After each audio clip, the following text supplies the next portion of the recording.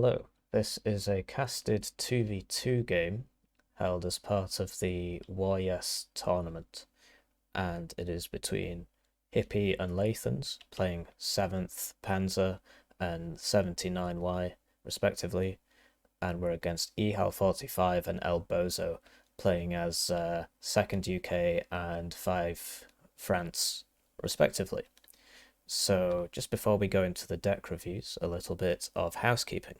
If you want your games casted by me, a pro player, a cool guy, then please send your replays to the Discord link shown on your screen now. That is my Discord account. But remember, kids, I'm actually a breakfast cereal. So bring milk. I'm not sure where I'm going with this. Anyway, Hippie's deck review playing 7th Panzer. So I've spoken a lot about this deck in previous games, but you'll notice that there are a couple changes. Because this is a 2v2 on a specific map, you should adapt your deck to suit those changes. So I'm not going to go through it tab by tab. I will link the video where I explain every single unit, why I buy them, what they do. I'm just going to point out the changes, which are, you can see I have one less card of CVs, so I have 6 CVs total. And I've used the opportunity to buy another card of supply. Apart from that, I think everything else is the same. Yep. Everything else is the same. So I will link the other video if you want to watch that. Now, going on to Lathans'ses deck, you will see why I've removed the card of CVs, and that's because he is also bringing 3 CVs. So as far as a 1v1 deck goes, you would not bring 3 CVs, right? You would bring more. But because we're playing on what is essentially a 1v1 map, with 4 zones in total, between us we have 3, 6, 9 CVs, which is a good amount if you're playing this map by yourself, so why would you need more CVs? So I'm going to go into this tab by tab, just keep in mind that it's for a team game. So, 2 cards of supply, spoke about this a lot. The MTLB munitions is slow, 20 points, 500 supply, for a total of 5,000 supply in the card. It's armoured, it's slow, it's cheap and cheerful, so if it dies, not a big deal. Also, once it's finished supplying, you can use it in your pushes to soak up damage. Then you've got the Ural, which also 5,000 supply total, 5 times 1,000. You'll see that the price is higher, but it's actually cheaper in terms of the total number of supply, because this is 1,000 supply for 35 points, whereas this would be 1,000 supply for 40 points. The disadvantage of this, so it's fast obviously, the disadvantage of this is that because it's got less than 1 armor and max 5 HP, you know, 1 or 2 howitzer rounds are going to kill this. So you don't get that many of them, so this is mainly for supplying backline units, artillery, things that you know are not going to die. And he brings 1 card of the 100 point CV, very similar to the 7th CV. Your other options are this thing, which costs the same and is slow, but has 2 more HP, which I don't think is worth it. Or you can buy BMP1 for 130 points. You never want it to use any of the weapons because it will reveal itself, and it's slow. So all in all, I think the BRDM is the best supply here. I'm not even going to talk about this. Infantry. So this is a fairly standard setup for 79Y. Well, let's just go left to right. So Saperi, Satchel squads in the Gaz. So that's interesting, actually. I would bring them in the BTR-60PB. The BTR-60PB for 25 points, you get a KPVT, which I think is really useful. But then on the other hand, the Gaz you can sell and get your money back. It's personal preference, they're both good. Motostrelki Metis, so this squad has a medium range ATGM, so it's not quite a Milan, a TOW, a Conkers or anything like that, but it is a Metis. It's got less range.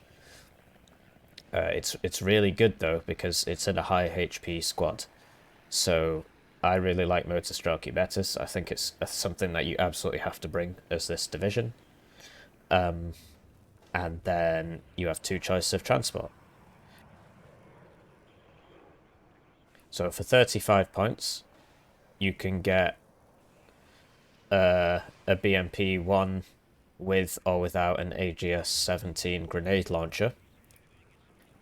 So this is really not a contest. I don't really understand why these two are the same price. The AGS-17 is far, far, far better than the PKT. So there's really no reason to bring the BMP-1P over the BMP-1PG. Except maybe the BMP-1PG doesn't have smoke on the back. Whereas the BMP-1P does. So this would get smoke, and this wouldn't. Having said that, I think the grenade launcher is very, very worth it. Then he brings two cards of Motorstrelky BMP in the BMP2. So Motorstrelky BMP, should be very familiar with this unit. It's just 40-point line infantry. They're not amazing, they're not terrible. Decent RPG, 7 strength, 1 light support weapon. Unlike, for example, Mottschutzen, which get 2. They're just the bread and butter. Really, you're buying them for the combination of these guys and the IFE. So your choices are the BMP-1P or the BMP-2. You should always take the BMP-2. The BMP-1P gets a worse ATGM, and the gun on it, despite being called a tank gun, is essentially a bad SPG-9 gun. It has a reload time of 6.6 seconds. The accuracy is bad. The range is bad. The autocannon, on the other hand, on the BMP-2 is really good. The Conkers is a lot better. You get 1 more front armor and 1 more side armor. You're even slightly faster. So go for the BMP-2. Next up, you get a regular Motorstrelky. So these guys get the better RPG. 1 more man. Or 5 points more. So you can see, well, is it a better RPG? It depends if you want the range or the penetration, really. So the reason you get the regular Motorstrelky is the speed of deployment. The BMP-2, obviously a tracked vehicle, it's going to go slow on the road compared to a wheeled vehicle. So the regular Motorstrelky, you have the choice between the BTR-80 and the truck. You can sell the truck. BTR-80 is actually a very cool vehicle. So I believe it gets smoke, it's fast, gets a KPVT and 2 armor. But for 30 points, it's kind of difficult to justify. So for 5 more points, if you're comparing these two, you get 2 more HP, bit more off-road speed, and 1 more armor. The advantage of the 1 more armor is that if this thing gets blown up by quite a lot of things, the entire crew will survive because of the 2 armor. It's not always the case, it depends how much overkill there is. But that's the advantage of the BTR-80. So I like the BTR-80, but Lathans prefers the truck, which he can sell and then use to buy something else. Conkers. Yes, this is very good. Obviously, you get a lot of ATGMs to 79th, but the idea of just having 2 men in a building, locking down an area, that's really what these things are for. You might get kills, but it's really for locking down the area and just stopping the enemy moving, because he doesn't want to keep tanking these. Doesn't have the same killing power as an ITO or a TOW 2, but it costs less and you get more of them. In terms of what you bring them in, yeah, I would probably bring it in the UAZ as Lathans does, because this VTR-60 isn't going to be immediately useful to me in the sort of places I'm deploying these Conkers, but I can move it somewhere else. I really like the KPVT in this game. But yeah, the truck, you can sell it. Road speed 108. Road speed 108. yeah, personal preference. Saperi RPO, so these guys are the napalm launchers. And he brings them with the BTR-60PB. So an interesting question for Lathans would be, why do these come in the BTR-60PB? And why do these come in the truck? Can often be very useful if you're fighting in a forest to have the BTR-60PB, because if you're up against enemy flamethrower squads, or napalm launching squads, or meat shield squads without AT, this thing will absolutely chew them up because you just drive it into them and start shooting and they can't shoot back, while these guys are dishing out the damage with the RPO.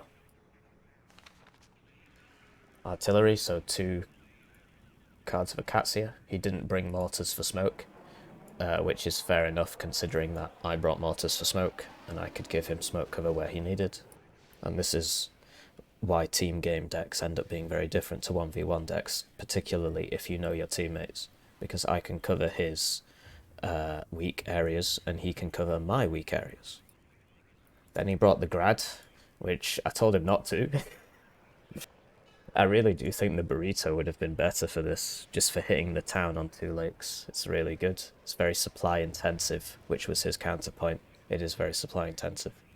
But the suppressive ability of this monstrosity is amazing for cracking open the town on 2 lakes. So I would have brought the burrito instead of the Grad. Right now the Grad, it does sort of a bit more suppression than the Acacias, but it really doesn't do a whole lot, especially in comparison to the burrito. Tanks. Yeah, so a choice between the T80BV for 225 and the T80B for 200. So for 25 extra points you get 3 extra front armor, which is kind of a big deal. So most people just buy the 225 one. Everything else looks the same, doesn't it? Oh, the availability. So the T80B, you get more of them, so that can be useful. But this 3 extra armor is just so good to have. For 25 points, it's almost always worth it. So he brings them on second vet. Because of the auto loader on the tank gun, the rate of fire does not increase with veterancy because it's loaded by a machine.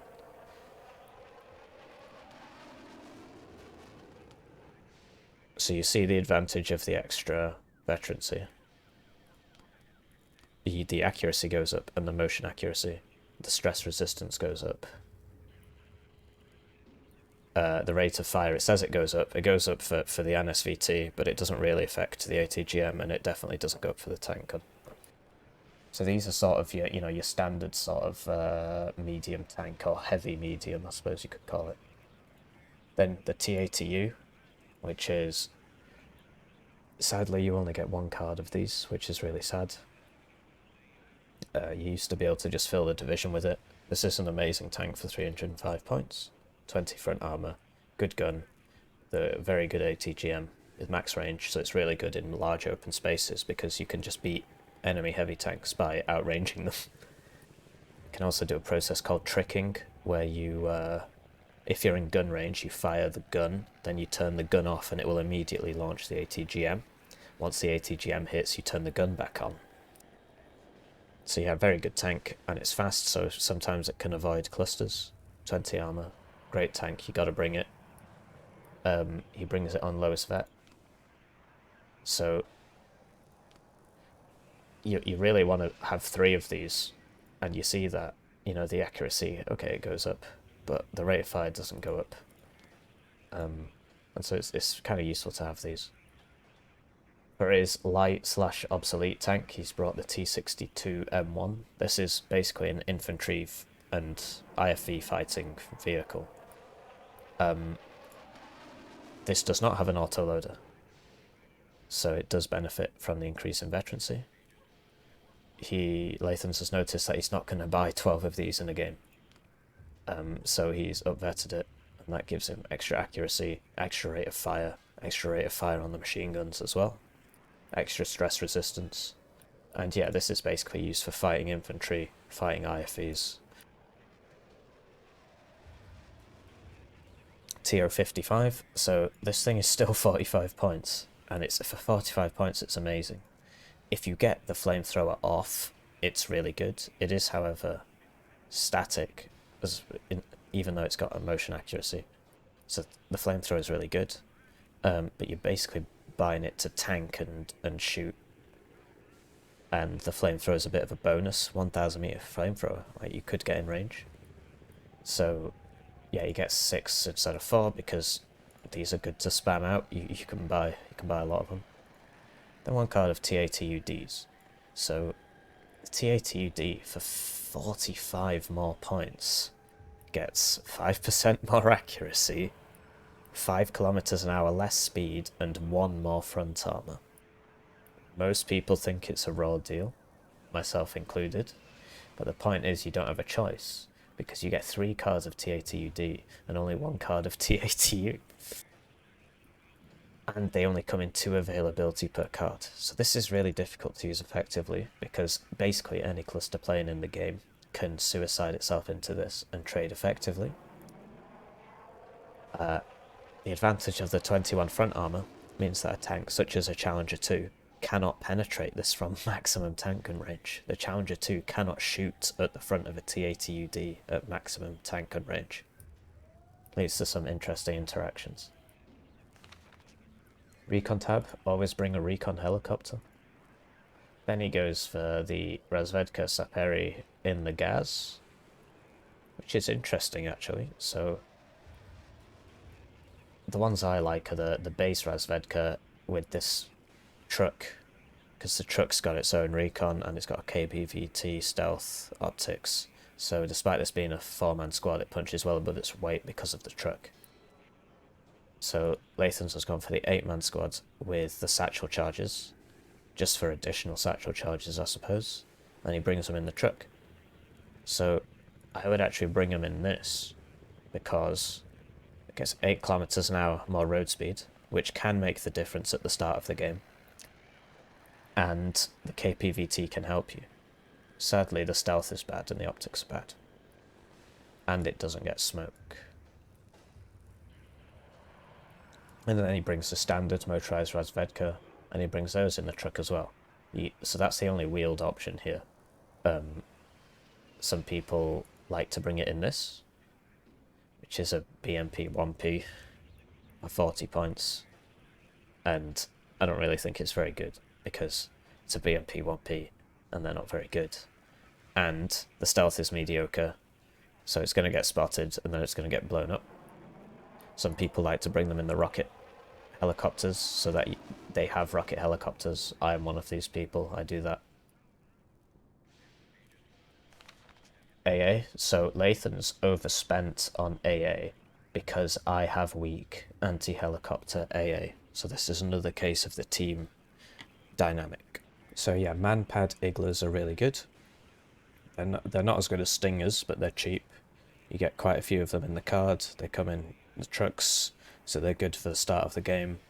The main advantage of man-pads is their exceptional stealth. You will see bad stealth, bad stealth, bad stealth, bad stealth, right? So these, despite their smaller range, can get a lot closer than everything else. And paradoxically, because they have 2 strength, they will survive 2 hits from a tank, whereas this will only survive 1 hit from a tank. So obviously it doesn't make a whole lot of sense, but what can you do? So yeah, man-pad's very good. Cub, also very good at killing aircraft. So a lot of people upvet these for 1v1, but because we're in 2v2 and I don't have amazing AA, Lathans is bringing lots of Cubs.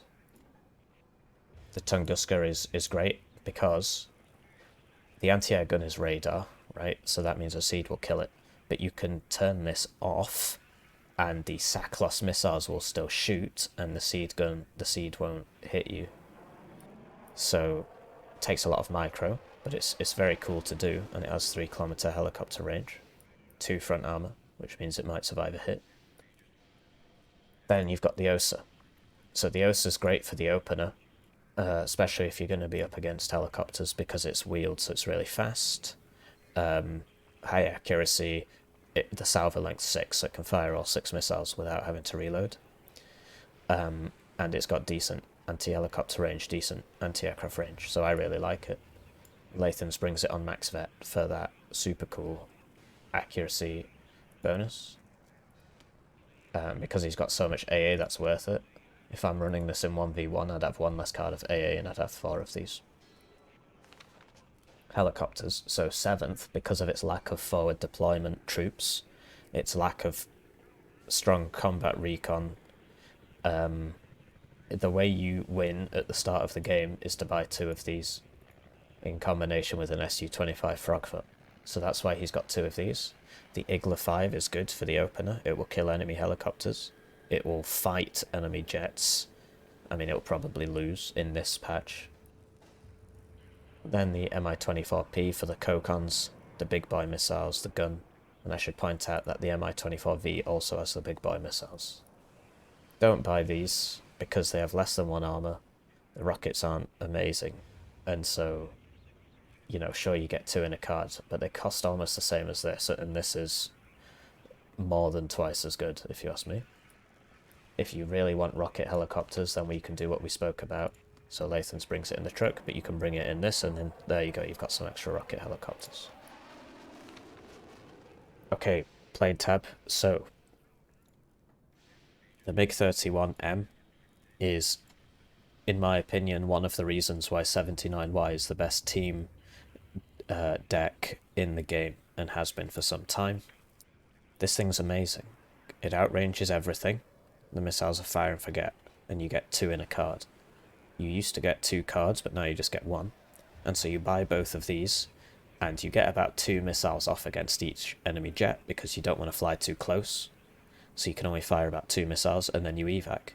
And so that's 4 missiles on target for free, without reproach, if you micro correctly.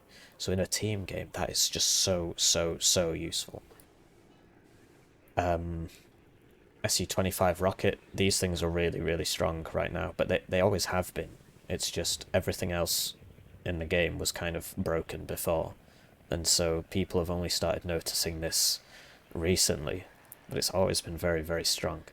The gun will kill tanks, the rockets will kill people, the 2 front and 2 rear armor will protect it, the agility is good. You should always expect to be facing lots of these when you're against this sort of division. Su-24MHE, so this has 8 heavy bombs, and this is basically just like a blanket bomber. It's very fast. Well, okay, it's fast. It's kind of hard to keep alive, but sometimes you just need a panic bomber, and this is your man. Su-25AT, once again, amazing.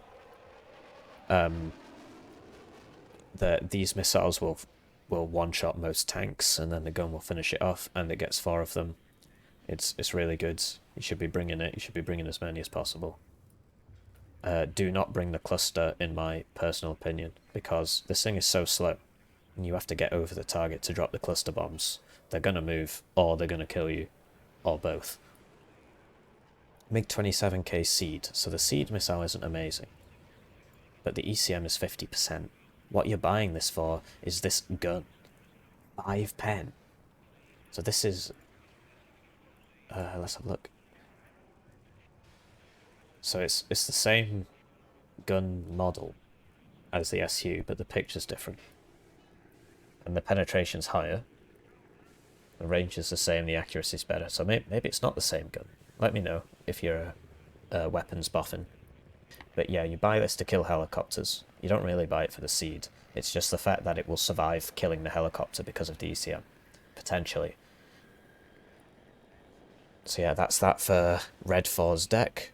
And yeah, just to reiterate again, it's different to a 1v1 deck because we're trading off each other, right? Just to make that abundantly clear. So this deck has to work with this deck, and because we know each other, we can do that. But if you're going into a pub game, you're not going to do well bringing 3 CVs because you can't rely on your teammates, but Lathans can rely on me. Smiley face. Right, so this is going to be the deck review for first 5DB, played by Bozo, and 2ID, played by Ehal. So once again, you have to keep in mind that this is for a 2v2. So these decks should complement each other in some way. If there's a weakness in one of the decks, it's possible that that is counteracted by a strength in another one of the decks. So we'll start with the 5E. First, a general point on draft. 1 armoured, 1 infantry is probably the best combination for a 2v2. Or 1 armoured, 1 airborne. Obviously, it's up to you how you draft, but the idea is that the tank guy does the tank stuff and the infantry guy does the infantry stuff, and they complement each other very well. So let's go into the 5e deck. So I don't play this a lot. I've played it a couple times, so anything I say should be taken with a pinch of salt. So first of all, CVs. 125 points for an AMX-10 PC CV. So it's tracked. It's got 3 front armor and 2 side armor, which means it's quite resistant to artillery. I believe it has smoke, 3 availability, and the choice is between that and the VAB PC. So the VAB is faster, doesn't get an autocannon, doesn't get smoke. So honestly, this might actually be a good idea. Logistics. So 500 supply, 20 points, 10 availability for a total of 5,000 supply. It's fast instead of armoured, and it's good for supplying lots of things. If it dies, no biggie. Boomer Kangaroo, so this is 6,000 supply in the card, 4 times 1,500. So that's good for supplying artillery. You get an extra 1,000 supply. And something I've noticed with these helicopters is if you tell it to go to a place, you don't have to tell it to land. It will do that automatically and begin supplying in that area. So I agree with this setup for 1v1. Infantry. So 5DB gets very, very good infantry. So he's gone for Grenadier Voltigeurs in the trucks. Grenadier Voltigeurs with the autocannons, and Grenadier Voltigeurs Appalache, so the better rocket launcher, in the regular one. So, like I said, I don't play this game a lot. I don't play this division a lot, but how I would run this is I would include something like the Escarte PC or the reservists, at least 1 card, because you can soak up damage. The reservists especially, 12 availability, 25 points for 10 strength. This is really, really, really good for soaking up damage, and it's got a medium machine gun to boot, but you're really getting it to soak up damage while your damage dealers deal the damage. That makes sense. I would be tempted to bring these in the VAB T20 with the autocannon. So this thing is really good. It's only got 1 armor. I believe it has smoke, but I'm not 100% sure. But the main advantage of it is it's really fast and it's got an autocannon on it. So he's got 18 of those. The Grenadiers Voltigeurs Appalache, I would also be tempted to bring in the VAB T20. And yeah, I would swap one of these out for some reservists, some sponging units. Other good units in this tab, so many good units in this division, would be the machine gun, the heavy machine gun, for locking down an area. It's very, very good. You put it in a building, 4 strength, really, really difficult to move this thing when it's in a building. You basically have to use artillery. So I would bring that instead of maybe one of these. Sappers, Flam, yeah, they're good. The trade-off is, of course, between the flamethrower and the satchel infantry. So you're paying 15 points more for the flamethrower, and you get 3 less availability. But the flamethrower is very good if you are stationary and can shoot it. And he brings that in the truck. You also have the options of some IFVs here, but this thing is crap. At 35 points, it gets an autocannon, but, you know, it's only got 1 armor, and yeah, so I think he's doing right by bringing it in the truck. And it's always good to get Milan 2s and I agree with bringing them in the truck. I mean, you could bring it, you could get more Milans. I need more Milans. But it's good to be fast and to get these guys in a building quickly, and then they can just lock down that area. Artillery tab. So he brings the 120mm mortars as foot mobiles or as towed in the truck. So you basically have to keep the truck, otherwise the counter battery will kill you. So this is really a 65-point unit as opposed to a 45-point unit. This, however, is 82mm, and right now 82mm mortars are awful. They're really only good for smoke. So I can understand why he's bringing this, but given that you should be keeping the truck so that you don't die to counter battery and you can move it around, I would bring it with the VAB. Because if you load these guys into the VAB, they will survive they can survive an incoming artillery barrage because of the 1 armor, the speed. Whereas if you load them into this is going to explode because it's not armored. It's only got 8 damage. But yes, the AMX, this thing is very, very good, in my opinion. And so I can understand why he's bringing 2 of them. And yeah, the mortars for smoke. This tab, so the way I run my French is that I upvet these B2s to max vet. The reason why, well, okay, let's go left to right. The Brennus. This is the best tank that France can get, or 5DB can get. Hulking monstrosity. It's only got 13 front armor, but it's the best thing you can get, and it's got an autocannon. So I like to upvet my tanks as France. If you upvet this to max, you only get 2, which is a bit rough actually, but you get that juicy 13 rate of fire.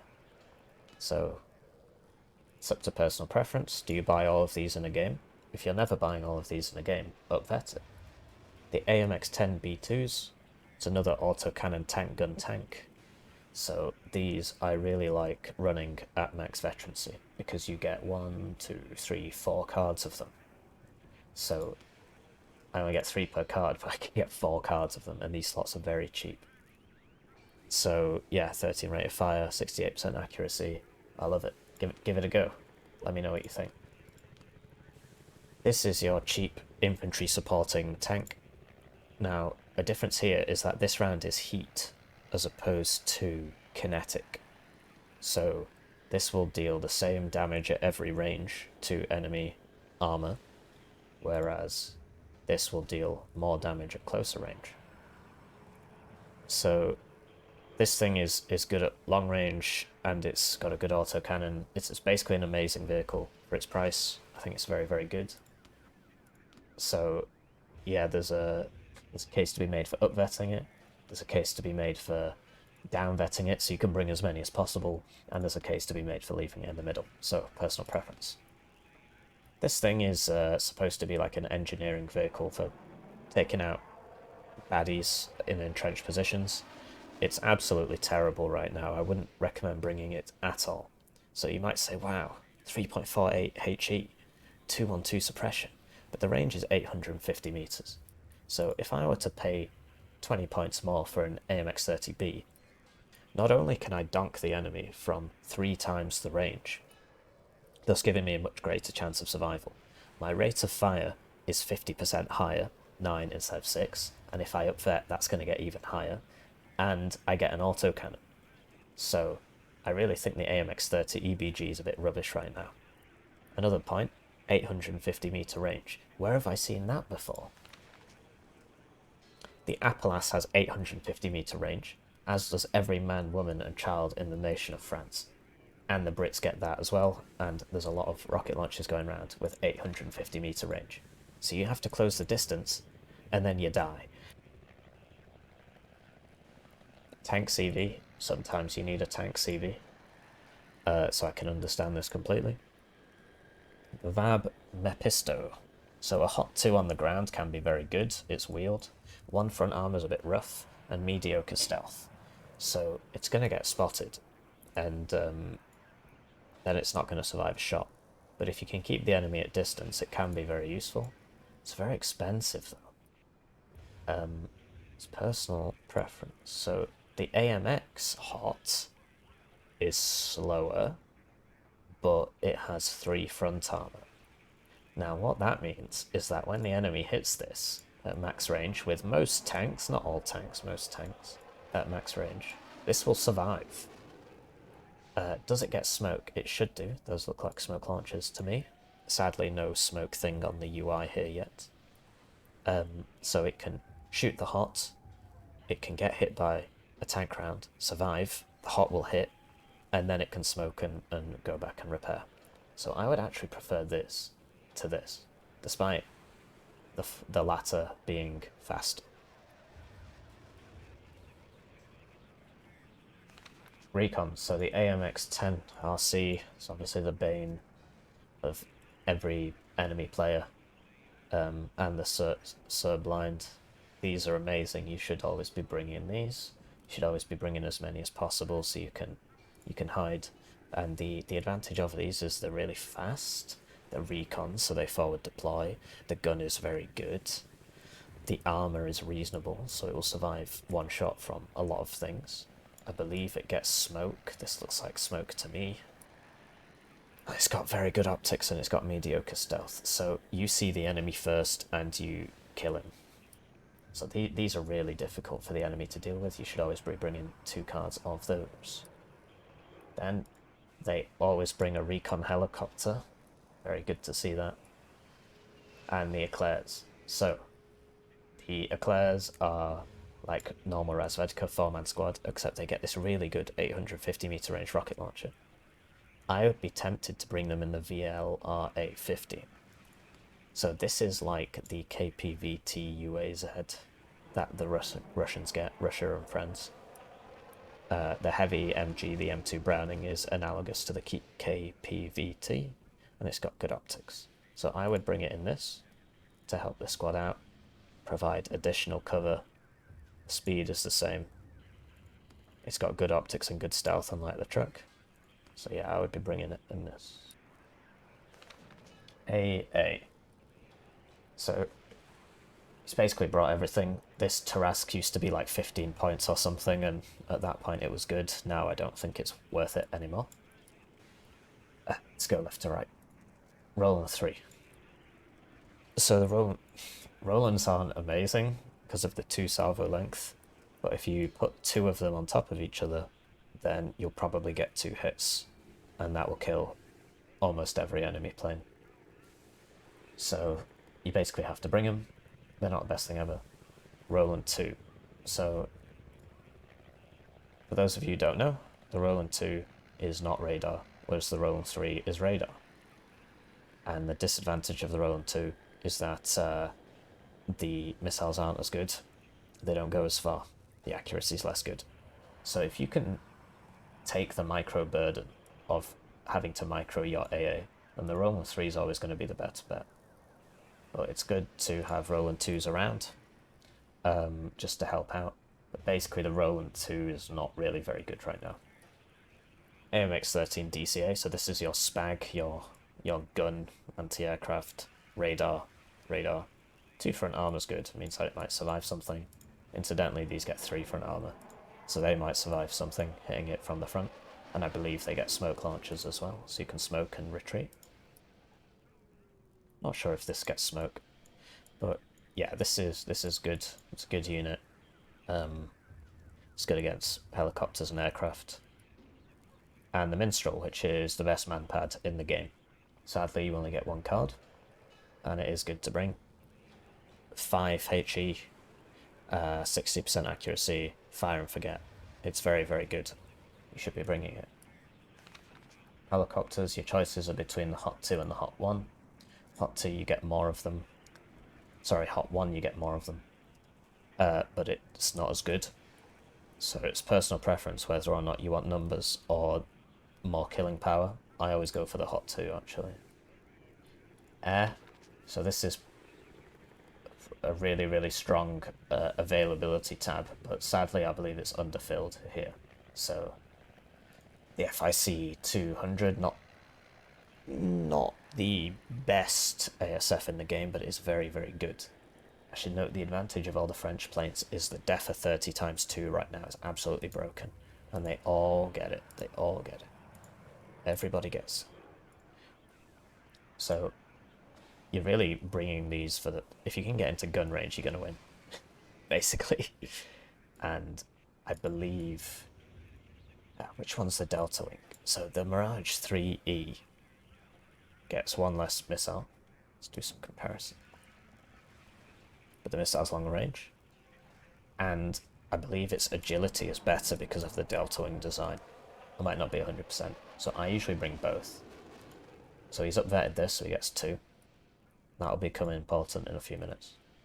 And then, yes, Jaguar HE, very good. Mirage Cluster, very good. Jaguar ATGM, very good. But I would have loved to have seen maybe the Jaguar Seed in here, or maybe another ASF in here, because we have 2 ASFs. So we're now going to move on to the next division, which is Ehal's division. And right off the bat, we need to compare how this synergizes with this. It's really important. So you will see that he does not bring any ASFs, air superiority fighters. And Bozo brings 2 ASFs. So this entire team has 2 combat aircraft, which is insufficient, right? So if we go back to the Lathans and myself, 3, 5, right? And we're going to be packing lots of Su-25s, which you should expect when you're up against 79th. And against the Su-25s, you've only got 2 fighters, so it's insufficient. Another point to make. Lathans brings 3 CVs. I bring 6 CVs. Total CVs 9 for 2 lakes. Bozo brings 7 CVs. Bozo brings 9 CVs, sorry. And Ehal brings 11 CVs. So that's what, 20 CVs total? Am I getting my maths right there? 21 because of this.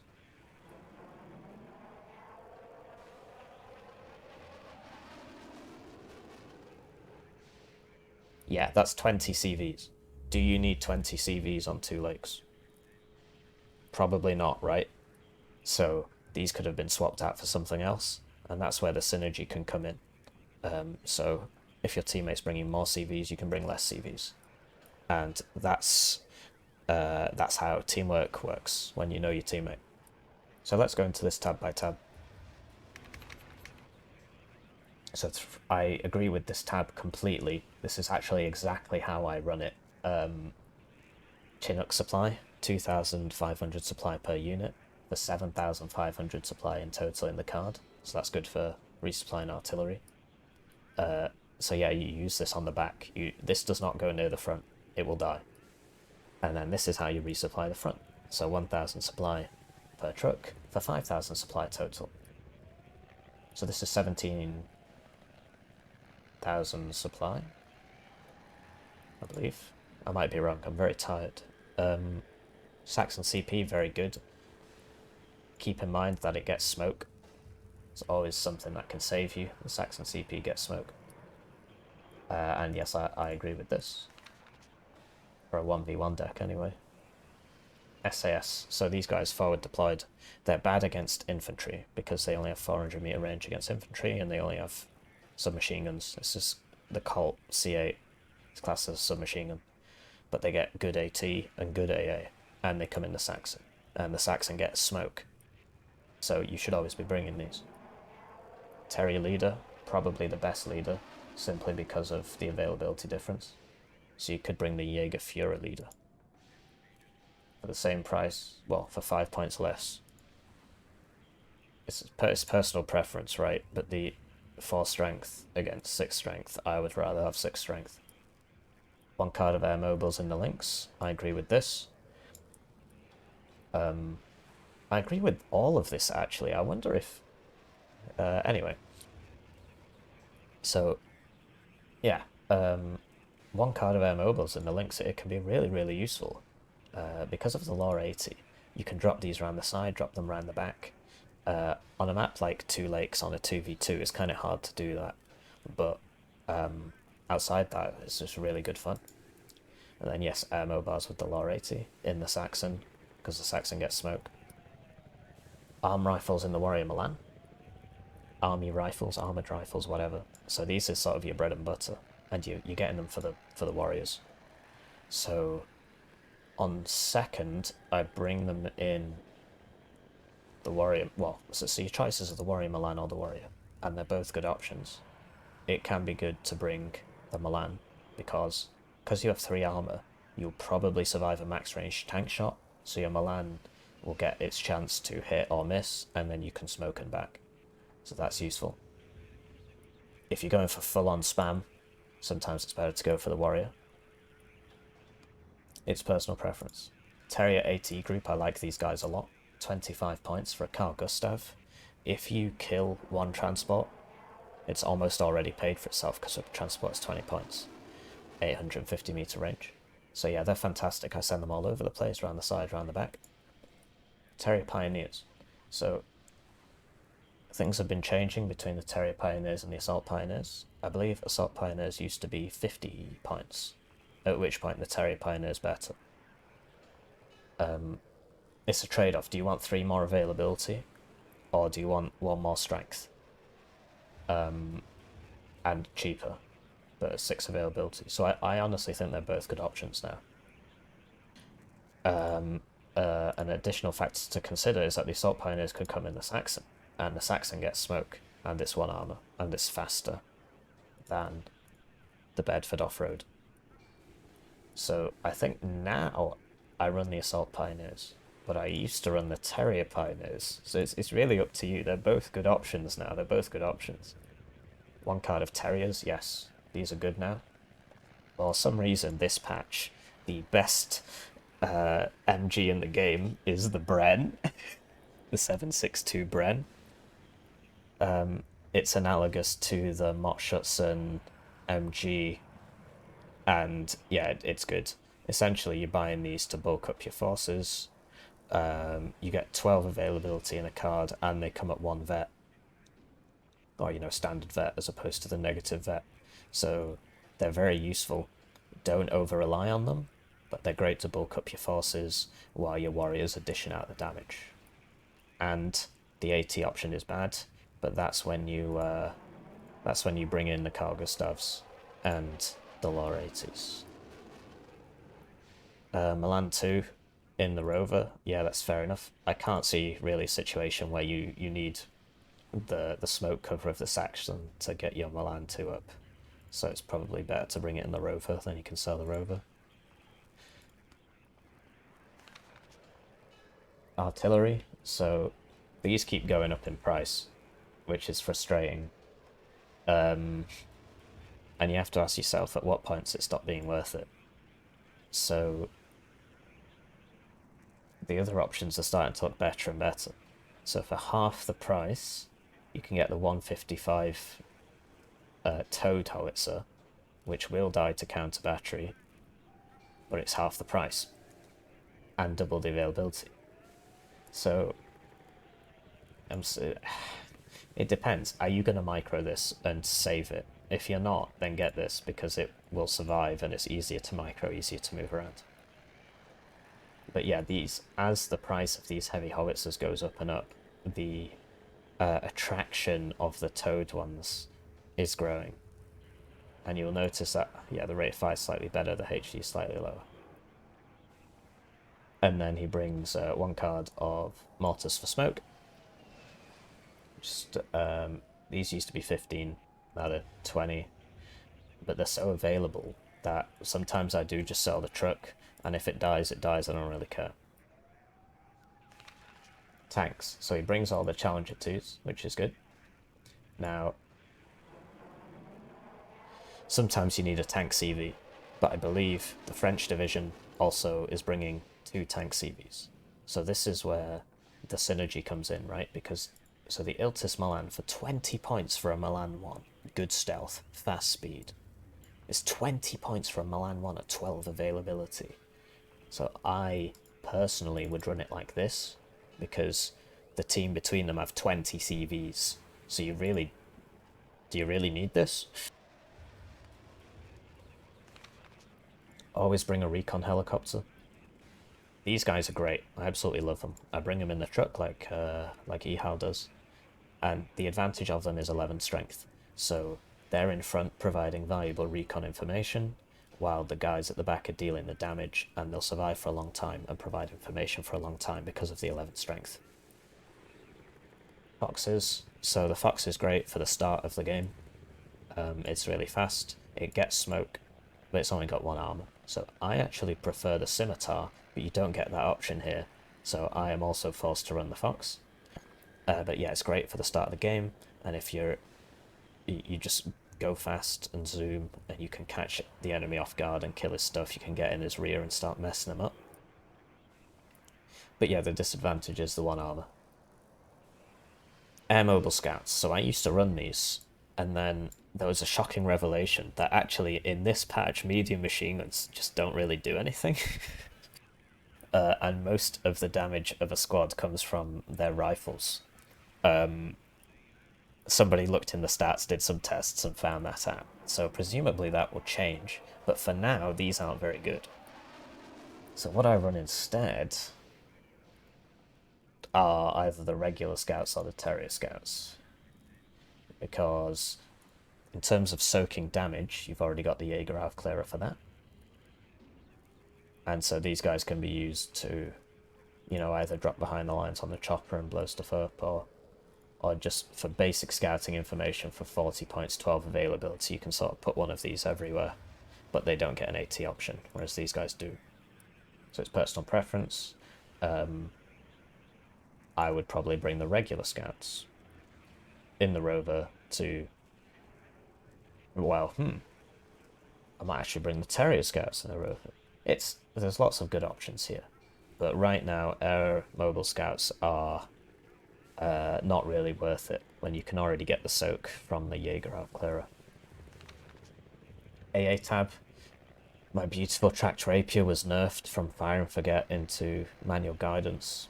Karma still runs these, but I think they're a waste, especially for 110 points. The javelin's very good now. 60% accuracy for 35 points, but it's not fire and forget either, but it is very good. Once again, manpads, it's about the stealth. You can get closer with these. Then the rapier FSA is the radar rapier, and the normal rapier is the non-radar rapier. So I basically agree with this setup. Helicopters, I do this as well. The Hellam has the ITO. The AH-7 Hellam has the ITO, and the AH-1 Hellam has a regular tow. So I prefer the ITO. Some people prefer the regular tow. You cry less when you lose it because it costs 30 points less, and you get 2 more availability. But I like killing people in game. The Gazelle rockets, I absolutely love these. I always bring them in pairs. So see this as 3 pairs, because 12 rockets isn't going to kill an infantry squad, so you need 2. So you send them forward, you blow something up, you send it back, you send them around the sides, send them in the front, you blob them up. It's a lot of fun if you can protect them. Air. So the Phantom F3 is still kind of garbage. I can understand why he doesn't bring it, but now they have a team with 2 ASFs on the entire team. So I understand him not bringing this if his compatriot Bozo is going to bring more Mirages. As for the other stuff on offer, I think the Jaguar cluster is really good, particularly when you're facing off against 79Y and 7th Panzer. So I would be bringing this. 1 Harrier can be very good, the guns are good, the bombs can do stuff, the missiles can help out, so it can be very good to bring 1 Harrier. But yeah, between these two, can be argued that the Tornado GR1, because it has so many bombs, this can be used to kill tanks. But I like this for killing tanks. It is, once again, personal preference. So, just to reiterate once again, when you're running 2v2, your deck should synergize with your teammate's deck.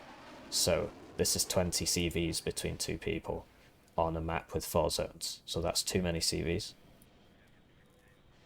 And this is 2 air superiority fighters between them when you're facing off against Su-25 spam, essentially. And so there's not enough ASFs. Everything else I like. I think it's a competitive deck. Oh yeah, the AMX-30's rubbish, don't use that. I hope this was useful. This was requested by the players, so please don't assume that I just like hating on them. And we'll get on with the game now. Okay, so with that out of the way, we'll go for the deployment and a general tip on strategy. So first, as a preface, I'd like to say that I have more games than both of our opponents put together. The reason I'm casting this game is because they asked me to, or at least I offered to, so that I could show them some ways to improve things that I agree with, things that I don't agree with. So if you think I'm being a bit too harsh, let me know. I probably won't change what I do, but it is nice to get that feedback. So, deployment and general strategy. Myself and Lathans have gone for 79th and 7th Panzer, just out of comfort picks, but I would rate 79Y as the best team division in the game because it gets the MiG-31s and good tanks and the burrito. And that makes it really, really good for team games because the MiG-31s can just shut down enemy air on the map and you can routinely get 1,000, 2,000 points worth of kills of your MiG-31s from the game and never lose them if you micro them correctly because of their range. So, we predicted that the enemy with their 1 tank, 1 infantry division would prefer to play in a closed space, whereas we want to play in more open spaces. So we assumed, considering they get the good side, that they would go all in for our town and try and drag us into a town fight. That is what we would do if we were in their position. So to go through the deployment, we've started with 2 CVs, which, when there are 2 zones on the map and it's a 2v2, it's always great to get a CV advantage.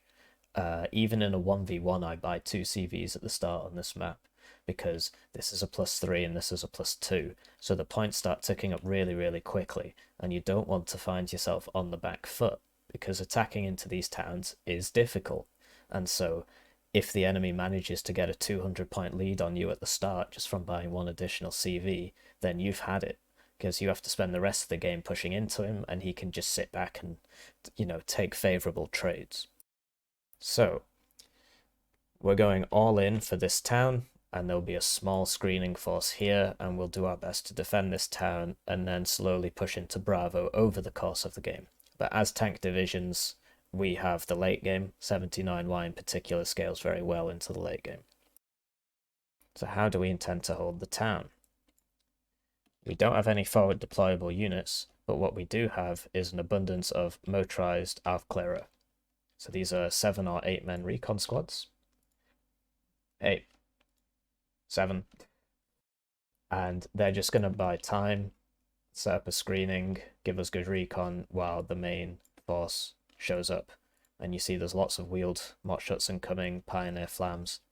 Also, 79Y gets the AA helicopters that we spoke about in the deck review, and it gets an Su-25. Now, you should really be expecting the Su-25 at the start, and if you're against 79Y or 39Y, you should be expecting AA helicopters at the start. The recon helicopter is incredibly important here. This one is exceptional optics, but the whole point of this is that it provides intel for the Su-25, or if you're NATO, it provides intel for the A-10. If this goes down, then the effectiveness of the cast plane goes down dramatically. So it is worth trying to kill this. I apologize for any interruptions over the course of the video. I am drinking some coffee. I drink half a litre of strong black coffee a day, and if I don't, my hands start shaking. So looking at the rest of the deployment, we are thin on the ground, and that's because Lathans has bought an Su-25 as well.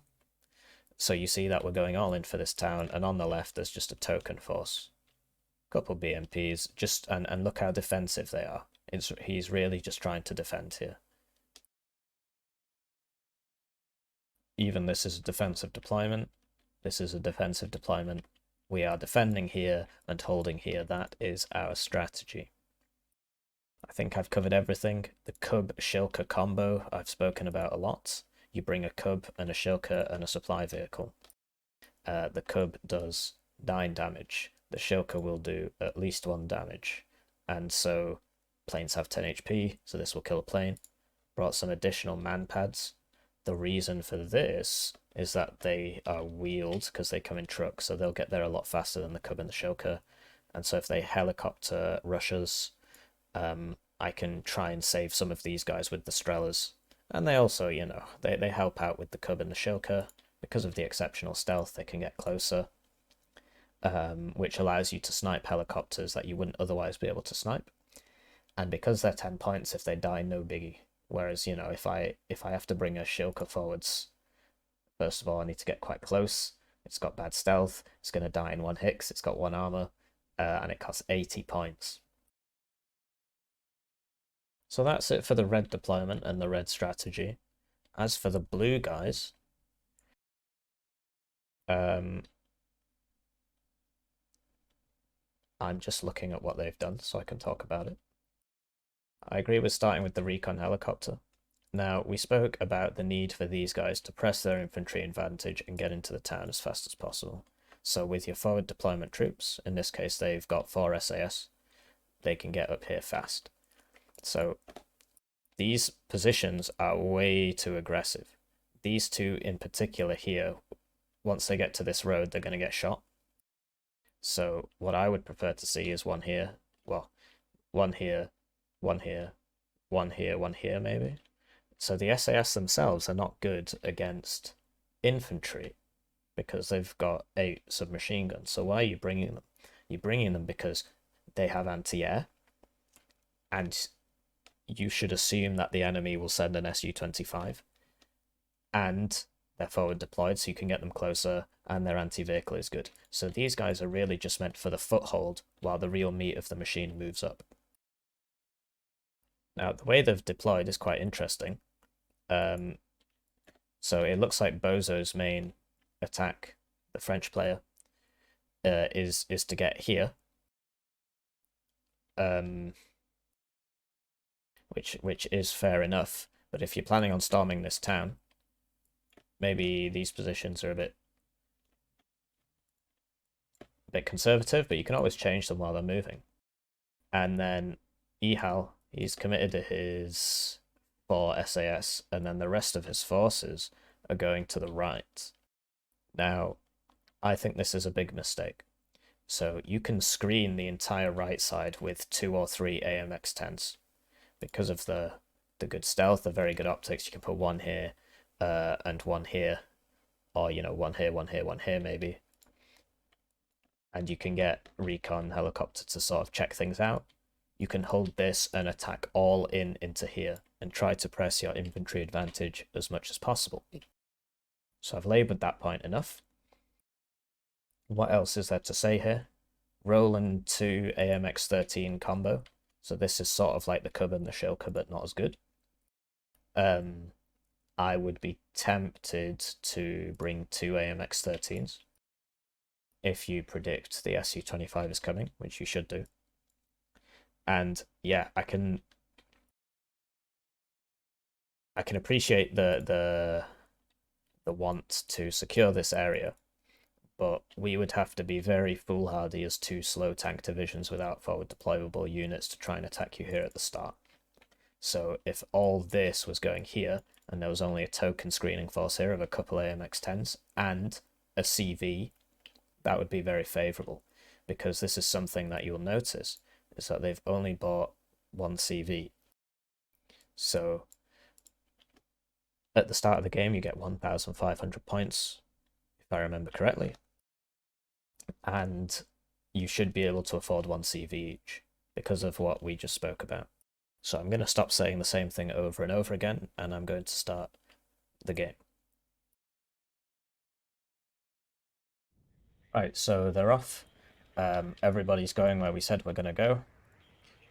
Red's job, defend this town in its entirety.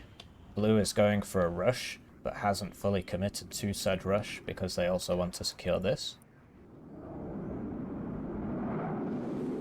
Here comes the Su-25, and you'll see that the recon helicopter is providing visual for the Su-25. So something very bad is about to happen. The Saxons get smoke, so you can unload.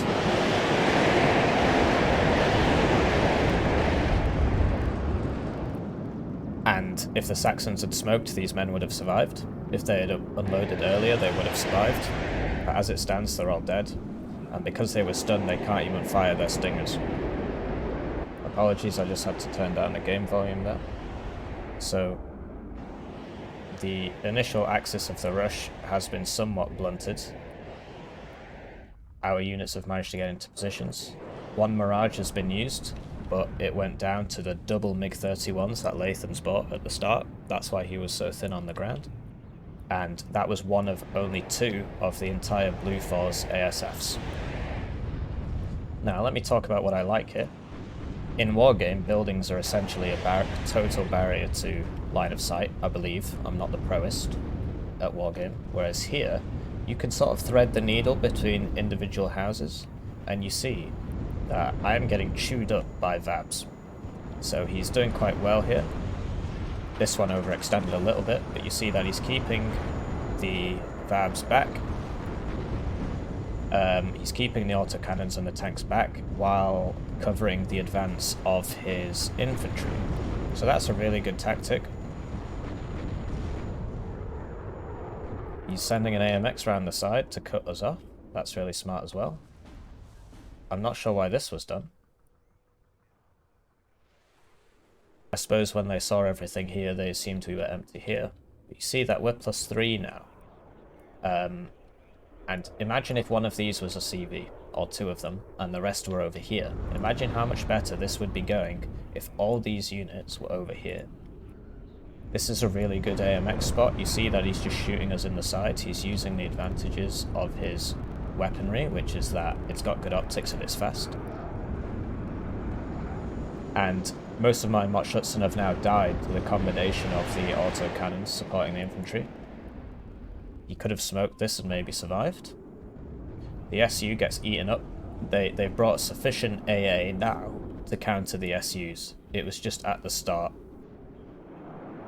So poor synergy between me and Lathans. I sent mine out and died, and then he sends his out and this also dies. Spoiler alert. And now they're going for the town. But it would have been great to see a stronger push in at the start. So the SU doesn't get value.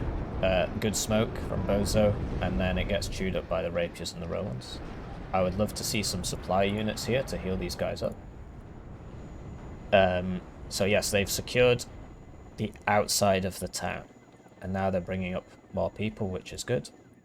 Another thing I would like to see from both sides is some mortars for smoke. So imagine, for example, that I smoke off this, and then I can kill everything here, and this T-72 can't shoot me back. I managed to get this guy up on the side just to slow him down. He gets totally eaten up. But you see that I'm very thin here. So if they can get down here, then what you do is you get here and you cut the resupply. And if you bring minstrels with you, these helicopters won't be able to do anything. So it's still about stabilization for us. This is overextension, really, because you're opening yourself up to enemy air attack.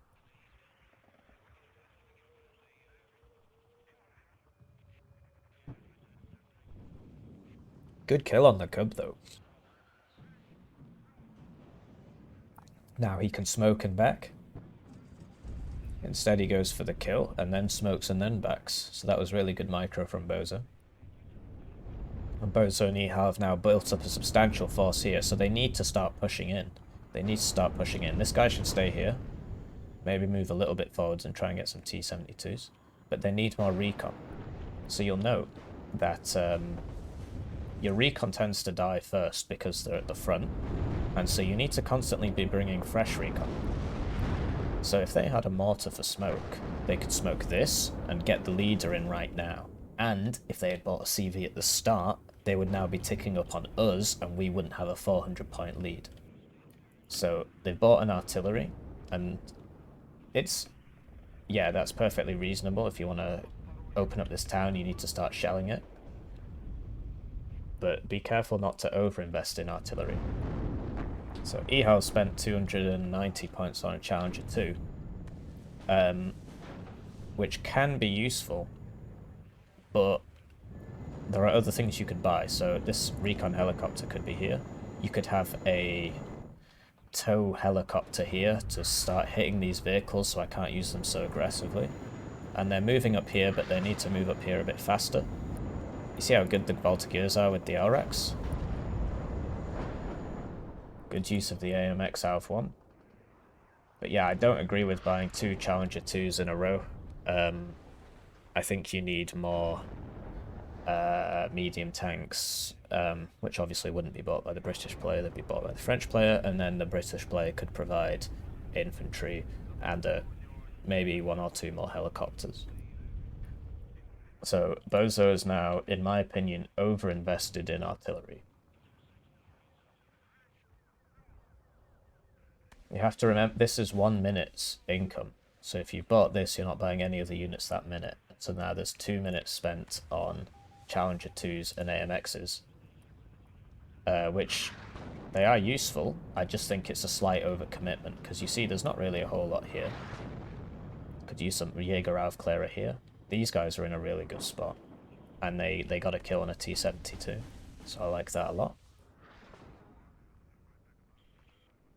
These units I would consider to be somewhat conservative in their positioning, because there's no one here.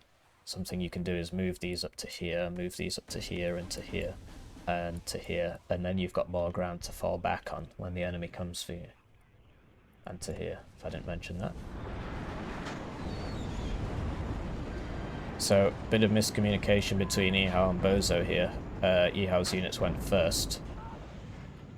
And to be honest, my units also went slightly ahead of Lathans'ses. It's difficult to really be tight on the micro between 2 people.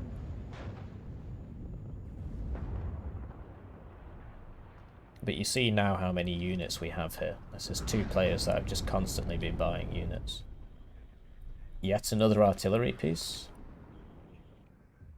Meanwhile, Lathans has bought 1 Acacia. So we have 1 Acacia on the team, and we're making it work.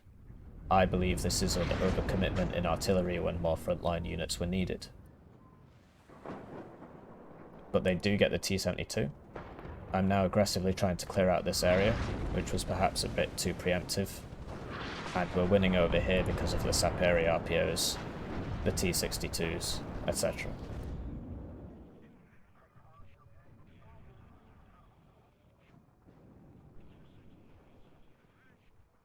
One major difference you'll note between the 2 sides is that Red has supply absolutely everywhere to keep their units resupplied, and with more on the way, whereas Blue does not have that much supply. So when my stuff gets broken, I can heal it, whereas this is kind of stuck out here. So we don't really know what's up there, and the Saperi are low and out of RPO ammunition, so we pull back. And we're playing quite conservatively because we got that early point lead. That gives us that opportunity, whereas the enemy has to be a bit more frantic because they are behind. So you see that this is basically stabilized here. At this point, I now buy 2 Acacias, so we now match them for artillery, but we're not the ones that can attack, we're the ones that just have to sit here. So that gives us some advantages. And you'll see that neither side bothered to use mortars for smoke, which can be a really, really useful asset, but it's obviously very difficult to do.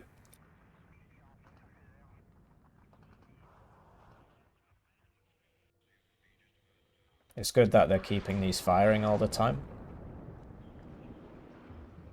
And I guess they assume that we were a bit further up than we were, although this one will kill.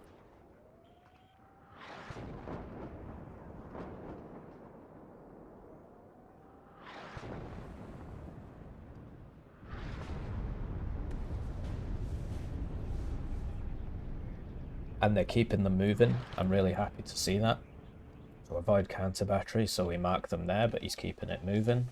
Same with Bozo, I've seen these moving all the time. And they're buying another CV, which is probably not the right call right now, simply because they already have a CV. Once again, I'd love to see the use of smoke to cut down on enemy superiority in numbers. Let's say you smoke all this, then you only have to deal with this when you're moving up. I hope that makes sense. It's not easy to get right. You'll see that me and Lathans aren't doing it either, and we're supposedly among the best players.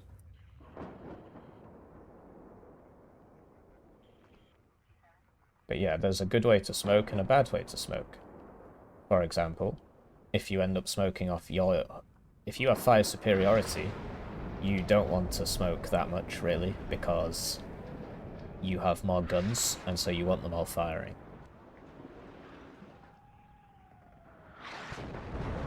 And they're using the artillery well here, but they don't have any recon, so they can't actually see any targets, so they're not hitting anything. So I'd love to see a Jaeger half clearer, the 11-man squad here, if possible, or even here, and you start moving it up this way. You spot something, you blow it up, you move forwards. You spot something, you blow it up, you move forwards. And that's how you use these challenges as well. So you see that if he had recon, I believe he could have shot this. That's weird. Maybe he couldn't have. You see that this says that he can see me, but this says that I can't see him. But yes, if there was recon here, they'd see more. They're bringing up a helicopter. It can be useful, but when you've got the Strelas, it's good to have ground recon as well. I see Eclairs. Eclairs. They're moving up. We try and burst down this Challenger too, which can happen. Maybe a bit of a waste. I would love to see some more recon from Hippie over here. You see that I'm trying to move this up to scout targets for us. That's how we saw this. And I'm also moving this up to scout targets. And they're hitting this as well. No supply for these guys, or these guys. There's some supply coming in now for the challenges. But really, you want to have the supply before you need it, so that it can work immediately and keep your units in the fight. If you think about it, you have a 290 point tank, and you can pay 35 points, or even 20 points for a supply vehicle. This is why you don't launch artillery from your respawn roads. This was really stupid of me, because now my tanks are taking free hits, which, if I had just been shooting this from here, that never would have happened. So, playing 7th the typical way now, trying to build up a large stack of T-72s and friends, and we're just slowly pushing them forwards. Our plan at this point is to get into here. So, how do we do that? If you can cut the enemy resupply here, you have a very good time. The ideal way is to get up here and take this. Because if you advance across the open field, you get shot in the side by these Milans. So there needs to be more recon here, and I've moved this up. The T-55 AM2B has the 2,800 meter range missile, so that should be at 2,800 meters range. So this makes sense if you want to hit around here, so that's why they're there. And I'm trying to move up, but I do it wrong. I micro incorrectly, and the AMXs burst down my T-72s. This one gets stunned by an artillery round and then can't smoke, so I believe it dies to these tanks here. So this is being very well microed, but it's so clumped up that it is inviting artillery, and the supply is in position, which is good. You see these AMX-30s with their autocannons bursting down the infantry, and you see that now he has recon in the front. He can really use these tanks to his advantage. I have a lot of tanks not doing anything. I'm really struggling to micro this many units at this point in the game.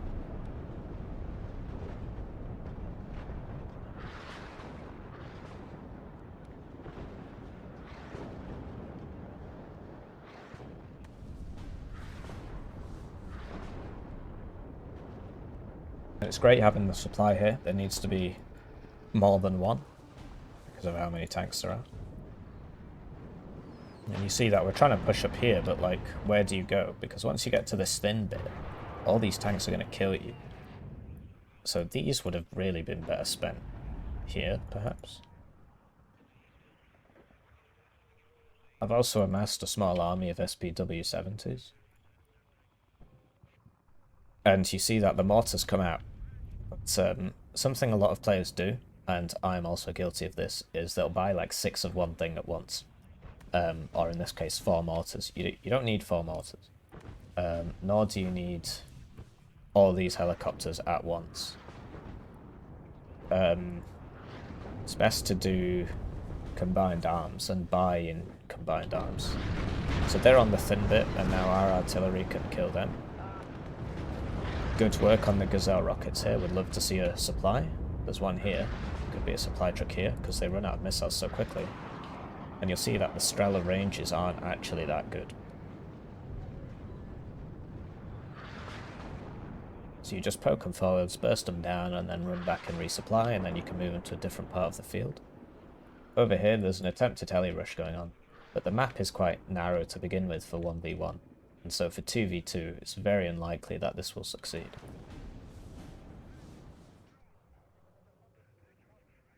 So that gets unlucky, I suppose, that AMX-10, it could have smoked.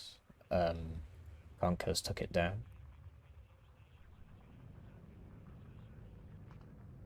And you see me cycling my units, right? So obviously this guy's routed, but I'm sending this guy back to resupply. Maybe he should be reversing the whole way there. Maybe I could send it to this one. Good use on the helicopters to resupply the howitzers. These were purchased quite some time ago and are not being used. These are not being used. These are not being used. These are not being used from my noob teammate. But you see that mine got blown up by counter battery, so I've only got one left. Oh no, it got damaged. And this has turned into a bit of a grindy slugfest. Trying to find some other things to talk about. Seed coming out again just to scout a little bit, but the Roland 2s obviously are... that gets quite a lucky shot off, actually. 50% ECM. 55% accuracy, but it bottoms out at 20%. So it's not 5% accuracy, it's 20% accuracy, if that makes sense. Over here, we spotted this, because there was one recon around here, so this didn't really work. But there's no AA here, so that was a misplay from us. A couple Iglas here would have stopped all of this. Lathan sent this just to recon, and we discovered that there's not really much AA here either. This is the second ASF of their team, and these MiG-31s are so oppressive. I don't have a good answer to this. In terms of dealing with them, you've just got to hope your enemy overextends like a dumbass. So Lathan's overextends like a dumbass here, but there's no AA here, and this is out of ammo. So he gets out when he really should not have got out there. The mortars begin firing. They should not all be next to each other because one howitzer round will kill all of this. And they're aiming for this, which is good use of the mortar. I just disagree with the spacing.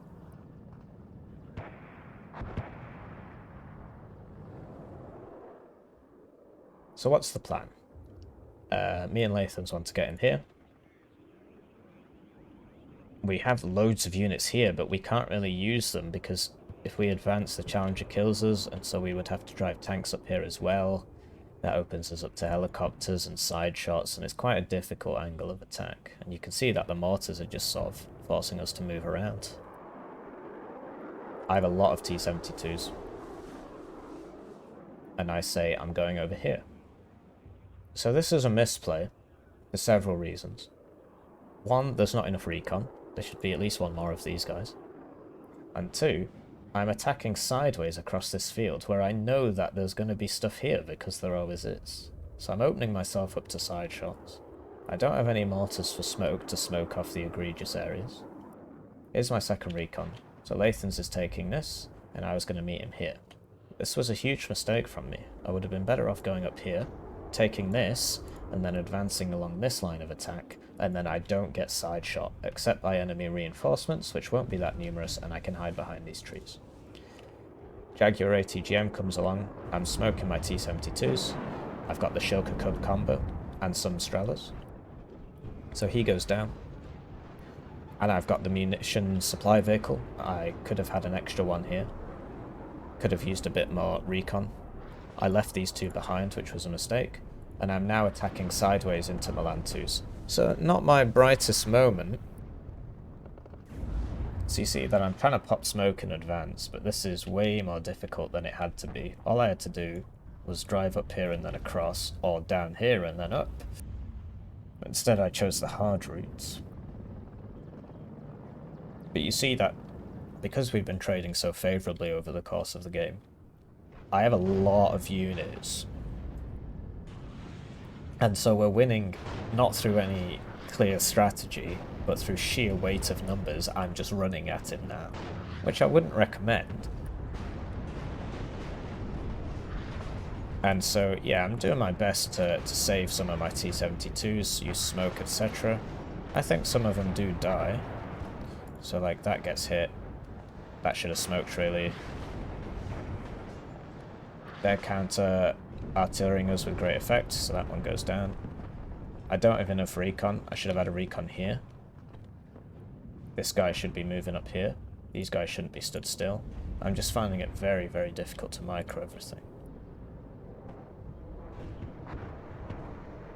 So we're making some progress, but once again, I'm being a bit silly.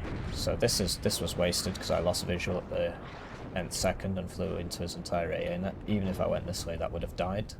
That's the problem with attacking targets in the middle of the map, something you need to be aware of. And the enemy, quite rightly, buys some ATGM helicopters. So I think they bought way too many here, really. But I have weak AA. The range on this is 2475. The range on this is 2625. And they're at the back, and if I drive them up, the Challenger can kill me. So this was a very silly idea from me. You see, the SPWs, if you ball them up, they can become really useful at bursting down infantry and so on. Meanwhile, over here, Lathans is attacking on this angle, and you see that that's why maybe buying all these hell arms and hots at once was not an amazing idea, because sure, you've dealt with me, but now you need to deal with this guy. But yes, I've lost a lot of tanks due to miss-micro, poor strategy. These shouldn't be stood still in artillery range. I tried to move up my cubs to kill the hots, but they get hit by artillery, they get sniped by tanks. So I smoke these, and then I'm like, okay, now what do I do? How many tanks do I even have left? This should be up here. These should be up here. This should be about here. These should be shooting. These should be over here. This should be over here. I could have redirected these over to here because nothing's happening over here, or at least sent them over here. So it was a real misplay, but you see how many units are on the map. If I just zoom out here, the FPS will probably drop a lot. It's very difficult to micro all this. So the T-55s are in the wrong range. I should not be in tank gun range. I should be in ATGM range so that he can't shoot me back. So these should be about here, maybe. And now I've realised that this was a mistake, and if I just go down here and up here, then I can do things properly. At this point, we're simply winning through sheer weight of numbers. Really good artillery play from the boys in blue now. Like, I do believe they overinvested in artillery at the start, but at least they're shooting it. This SU's going to go down. There's plentiful AA. He gets the challenge. I should have had some man pads up here. Good use of the Gazelle rockets. Would love to see a supply truck back here somewhere. So they shoot all 12 and then they supply, and then they come back forwards and then they go back. I'd love to see 1 or 2 cards of supply here, so that when these guys get healed, when these guys get damaged, they can pull back and heal. There's not a lot of close range infantry in this town. There should be some pioneers, some sappers, some flams. I've realised what I mentioned here about pulling these guys over because nothing's happening. And now we're beginning our attack on the town. Lathan sends a suicide bomber to try and kill that tank blob.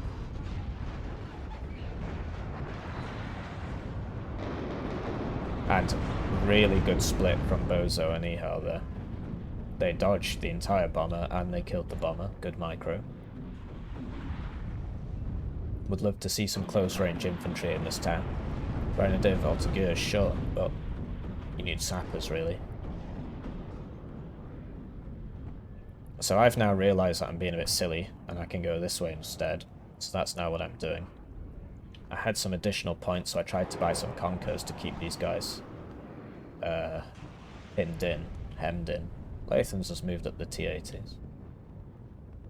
We've woken up with our artillery. And we're moving into this town through just sheer quantity at this point, because we've been training favourably for the last 20-30 minutes. We're blobbing and going.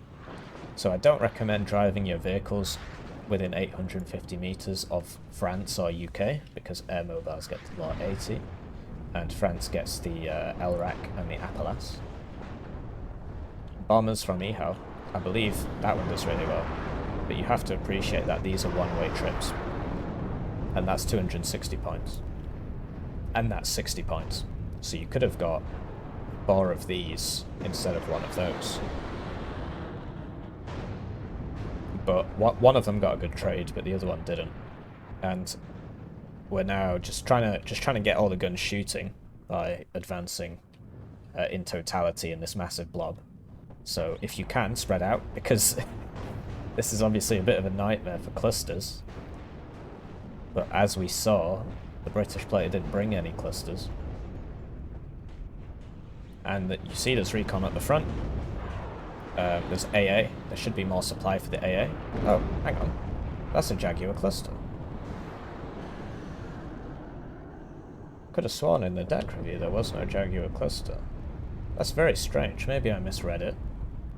Or maybe that was the French players.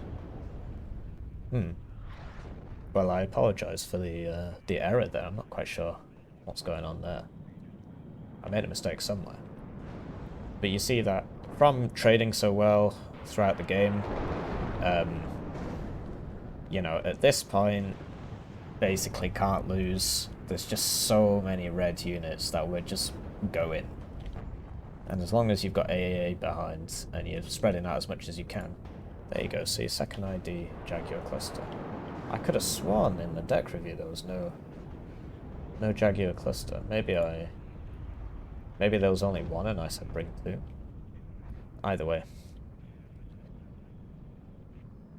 And yeah, in effect, this game is over. So GG well played to these 2 players who are new to tournaments. They got quite unlucky because they faced us in the first round. It is a Swiss-style tournament, so if you win your first series, you'll face somebody else that won their first series. You don't get knocked out. So I wish them good luck in their future games. Don't get disheartened. I mean, I have more games than both of these guys put together. So it's not really a fair comparison. And yeah, game's basically over. So GG, I hope you learned something from this. And yeah, good game, well played.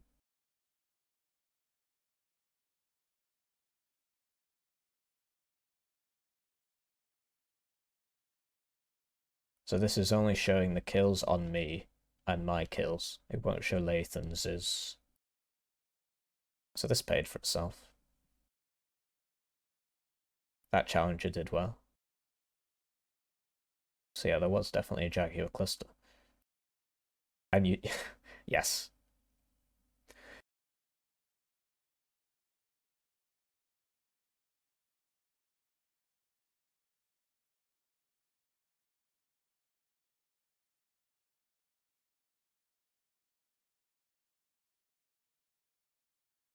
Thanks for watching. Have a nice day.